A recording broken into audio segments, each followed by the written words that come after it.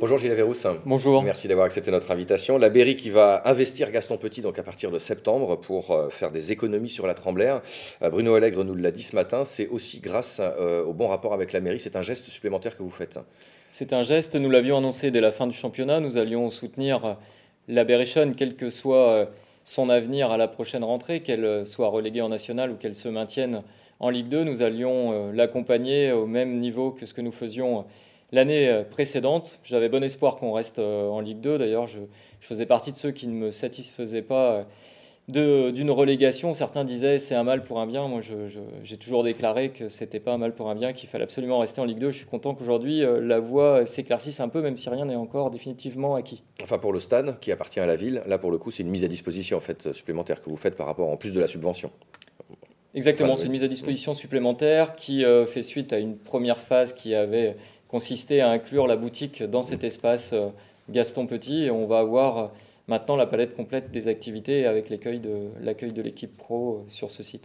Un autre sujet évoqué dans ce journal, l'initiative des demandeurs d'emploi sur le quartier de Beaulieu qui va faire partie des nouveaux périmètres d'intervention de la politique de la ville, avec Saint-Jean-Saint-Jacques, quartier Vaugirard, ajouté au Rochefort. Et vous venez de présenter déjà un certain nombre de projets sur ces quartiers. Quels sont ces projets?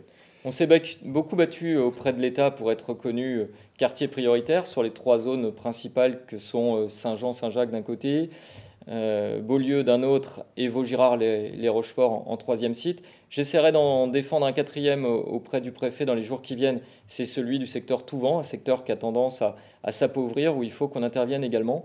Et je pense que si nous avons été retenus, c'est la reconnaissance du travail que nous avons fait en amont. Nous étions ville pilote dans le précédent plan national de rénovation urbaine. Nous avons été ville pilote dans l'accompagnement à la création de ce nouveau dispositif et je pense que l'État reconnaît notre travail. On sait déjà donc quel projet, rénovation de quartier, les logements, la voirie, qu'est-ce qui est prévu déjà? Alors des projets urbains d'aménagement classiques, comme vous le citez, voirie, espace vert, mais à côté de ça, des équipements structurants. Je pense à la construction d'un gymnase à Saint-Jean en remplacement du gymnase Mondon qui a brûlé il y a quelques années, la reconstruction du foyer retraite pour personnes âgées également, qui est un équipement attendu sur ce quartier-là. Sur Vaugirard, la création d'une maison de santé commune au quartier de Vaugirard et de Saint-Christophe. Et puis sur Beaulieu, là on est sur une reconstruction, un réaménagement complet de ce quartier qui n'avait pas été dans le premier PNRU. Le premier PNRU avait été réalisé dans son intégralité, ça avait représenté combien d'investissements?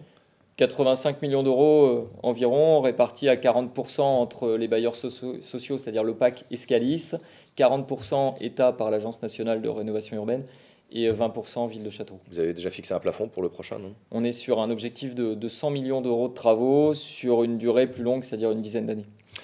Vous êtes plus critique sur la réforme territoriale, les conséquences de la baisse des dotations d'État aux collectivités. Une motion a été proposée et soumise à l'ensemble des conseils municipaux par l'Association des maires de France.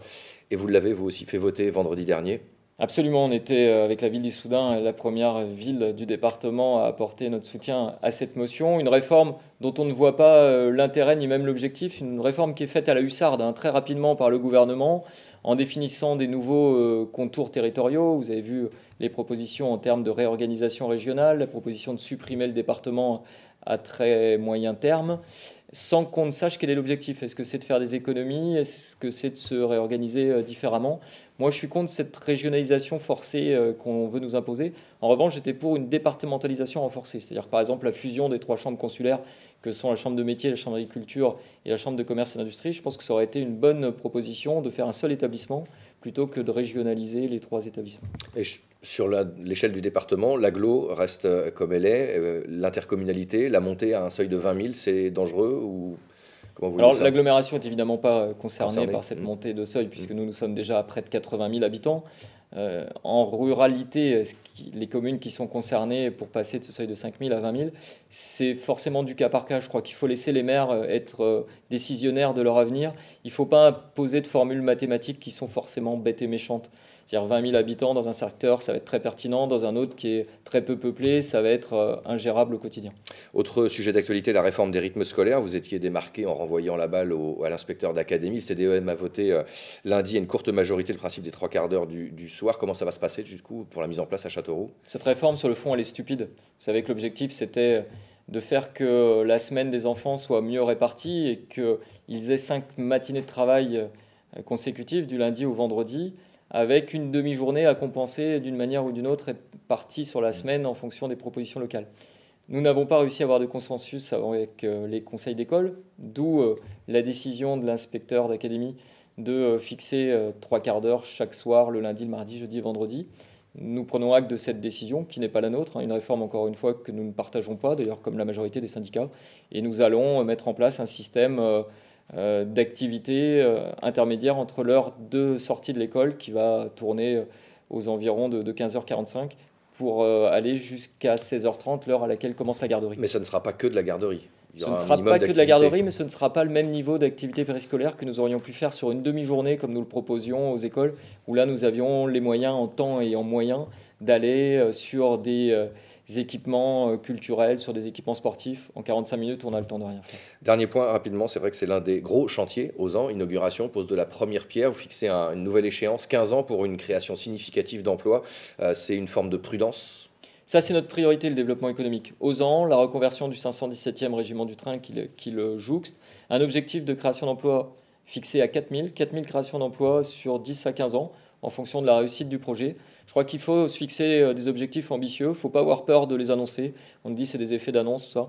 Moi, je crois que vraiment, ça va créer du dynamisme.